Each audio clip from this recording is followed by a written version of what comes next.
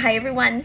So one of the reasons why we post on LinkedIn and also make comments on other people's posts strategically. So that's not just leaving a great post, Jim, or thanks for posting, Stephanie, on someone's post. It's actually leaving a meaningful comment, adding to the conversation, is because it opens up our network to people to whom we're not connected. So when you comment on someone else's post, it opens you up to potentially having other people who are not in your network see that comment. And likewise, the same thing when you post something and someone who is not connected to you sees it.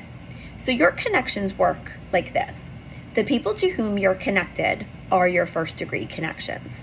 The people who are connected to your first degree connections are your second degree connections. And then the people who are connected to those second degree connections are your third degree connections. Are you still with me? So when you comment on a post and when you actually post, the likelihood that people that are outside your network, so those second degree and third degree connections seeing your post, are increased.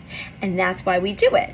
Now, when they see the post, they could request you, and then they could become a first degree connection. And if you see some of those people liking your post or commenting on your post, you should also request them, because that means that they like your content. Does that make sense? So this is a strategic way to increase your network. Another thing you can do is when you post your content, you should also think about posting it in groups. So content such as a webinar that is upcoming, I would suggest that you put it strategically in groups. And if you're not a member of groups on LinkedIn, you should become one. And the way you find the right groups is looking at your peers and your competitors and seeing to which groups they belong and then joining those groups. And before a webinar, I will, a few weeks before and then a day before, post the update about that webinar and the link to register in those groups. And sometimes I'll also post a piece of thought leadership that I've written in those groups.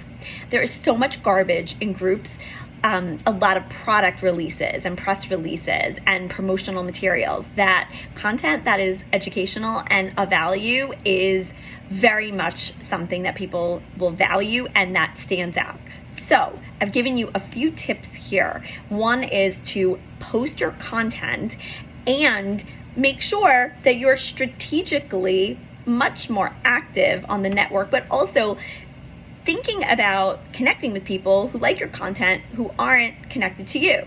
The other thing is to comment on content and to look at those people who are liking your comments. And then third is to post in groups. I hope this makes sense. Follow me at thesocialmediabutterflyblog.com, on YouTube, and of course on LinkedIn for more tips like this.